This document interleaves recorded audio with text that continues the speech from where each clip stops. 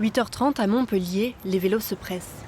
Hier, record de fréquentation battu dans l'Écusson avec 3000 cyclistes. Écologique et pratique, le 2 roues séduit, mais son utilisation n'est pas sans danger. Ça fait toujours assez peur. Il y a beaucoup d'endroits qui sont très compliqués à passer, beaucoup de carrefours, des ronds-points qui sont... Ça manque encore de continuité cyclable.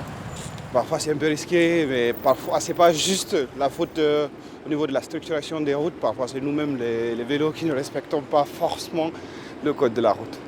En tout cas, moi pour les trajets que je fais, qui sont des petits trajets en centre-ville, on circule bien. Après, en toute sécurité, peut-être pas.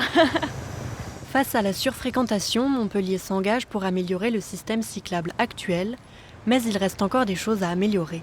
Il manque des réseaux qui soient continus, qui soient lisibles, qui soient attractifs. Quand vous prenez une ligne de tramway, la ligne de tramway elle est continue, elle est lisible parce qu'elle est identifiée. Si vous prenez une route, c'est la même chose. Et là, en fait, on voit qu'il y a des discontinuités. Intersection et rond-point, deux dangers majeurs sur le trajet des 2 roues, mais à l'arrêt survient un autre fléau, celui des vols. Pour tranquilliser la pratique, la métropole investit.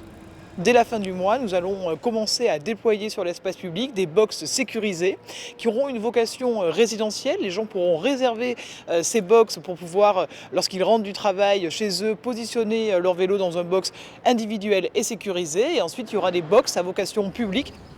Une bonne nouvelle pour les cyclistes, de plus en plus nombreux.